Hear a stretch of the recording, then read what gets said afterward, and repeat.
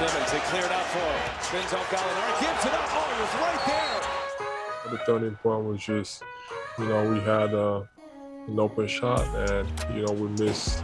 We made one free throw. Boy, Simmons, uncontested, had a layup, but he leaves it for Thibault. Doc, you think Ben Simmons can still be a point guard for a championship team like the one you guys want to become?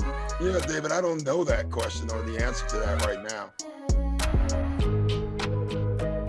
That game and presser was a pivotal point in the future of the Sixers. Welcome back to The Jump. I'm George Sedano, now joined by ESPN NBA reporter Tim Bontemps, who reported recently with Bobby Marks on ESPN.com how we got to this point. So, Tim, man, how did this communication between Simmons and everyone break down here after that Hawks game?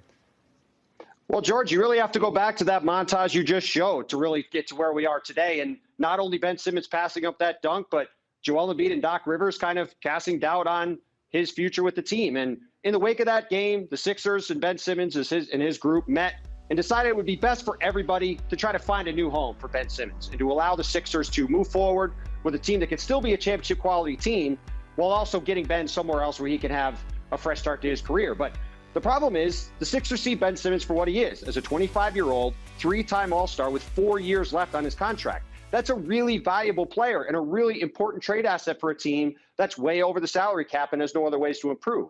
But in talking to teams and trying to make a deal for Ben, Philadelphia has not been able to get a trade that's commensurate with that value, especially when you factor in the fact that guys like Damian Lillard and Bradley Beal, the kinds of stars that the Sixers would love to trade Ben Simmons for in a deal like that, aren't available.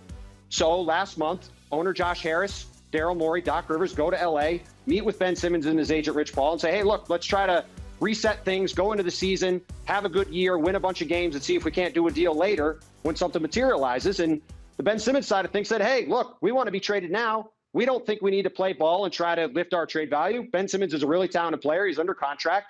Go find a deal. Let's get this started now.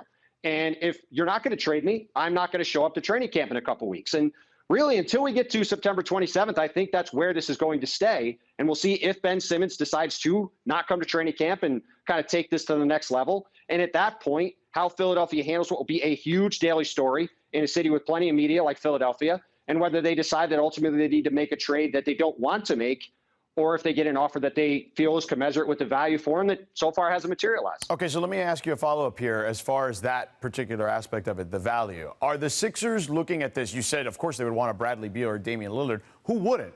But that's not what's out there at this particular moment because those two players aren't necessarily available on top of all that. So are they shooting too high considering the current marketplace? Not that I'm saying that Ben Simmons doesn't deserve to be traded for a player like that. I'm just saying because what's available isn't that. Are they shooting too high? Well, if they're trying to trade Ben Simmons today, George, you would say the answer is yes, right? Because that offer isn't available. And what we know about Daryl Morey is he's not going to make a trade to just make a trade. So if they can't get Damian Lillard or Bradley Beal, if they trade Ben Simmons, they're going to get a package back that will allow them to later make a trade for a guy like Dame Lillard or Bradley Beal or some player of that caliber. And I think that's where the problem is. Philadelphia is a team that's trying to win right now. They have Joel Embiid, who's one of the best players in the league. They can't turn Ben Simmons into some draft picks and hope they can turn him into something later, right? They have to get stuff that's really good right now for a guy like him, which only adds to the complexity here. So, yeah, look, if they want to trade him today, George, you're right. They're asking for too much based on what's out there. But I think if you ask the Sixers, they would say this guy's under contract for 4 more years. He's a 25-year-old All-Star. Why do we have to trade him right now? Yeah, it's going to be an interesting game of chicken, to say the least. All right. Thanks for watching ESPN on YouTube. For live streaming, sports, and premium content, subscribe to ESPN+.